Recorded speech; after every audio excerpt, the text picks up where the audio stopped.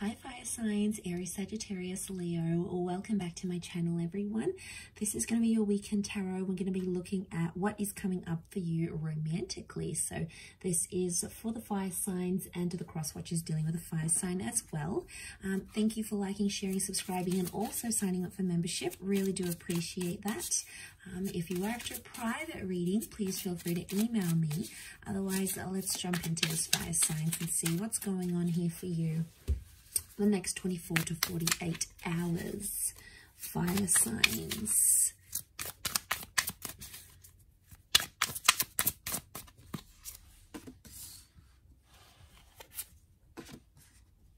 Okay, so strong Scorpio is coming through with the death card. We've got the death and the sun, so this is Aries energy as well. So Aries and Scorpio are coming up.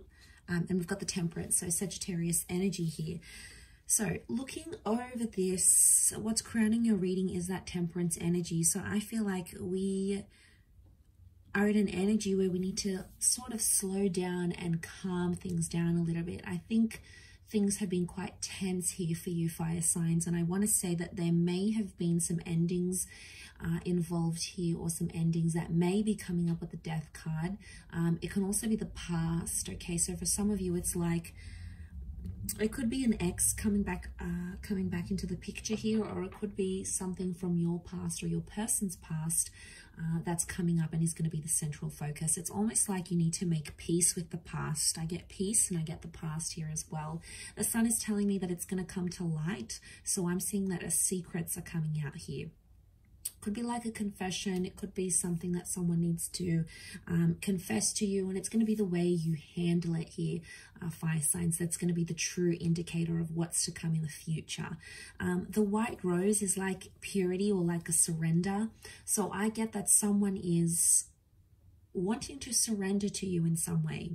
They're submitting to you, and they sort of want to wave that white flag of like truce. So someone's trying to make peace with the fact, or it could be you're trying to make peace with something that's happened here.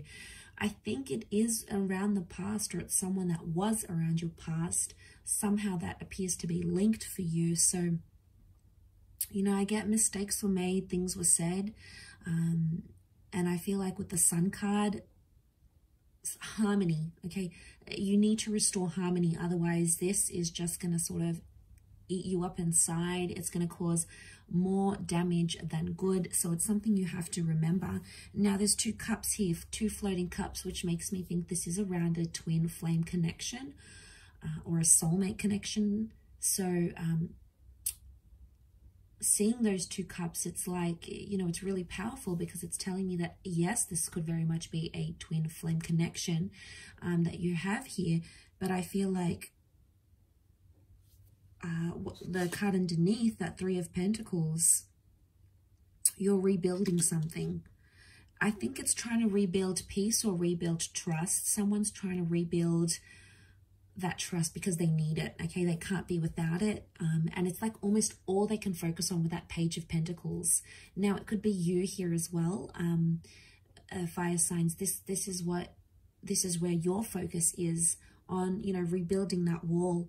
And look, there may be someone else involved here, because that Three of Pentacles could be like a lover's triangle going on here, and that's really hard to make peace with your past when you've got someone else involved, or there's like a love triangulation. That obviously makes things so much harder. But what I get from this is that there's two people that are sort of pushing out that third person. So whoever's sort of intervening, whether it's like an ex or it's like a new person trying to come in and ruffle some feathers here with your connection between you and your person, it's almost like you're shutting them out. You're building that wall, so you're showing that resistance towards any third parties. But it's done in a mature way rather than a deceptive Three of Swords way. So maybe that's a good thing, you know. But either way, I do get that, you know, trying to surrender, like surrendering peace, you know, that white rose that's coming out. I think it's there for a reason. You know, I feel like you need to pay attention to that. You need to listen to that. The sun could be like immaturity. It's not reversed though. And I feel like all these colors pouring out, it's like there's a lot of emotions that are coming to light. And I feel like there's a lot of news and like things you didn't really know before that are coming out. And they're all being eliminated here.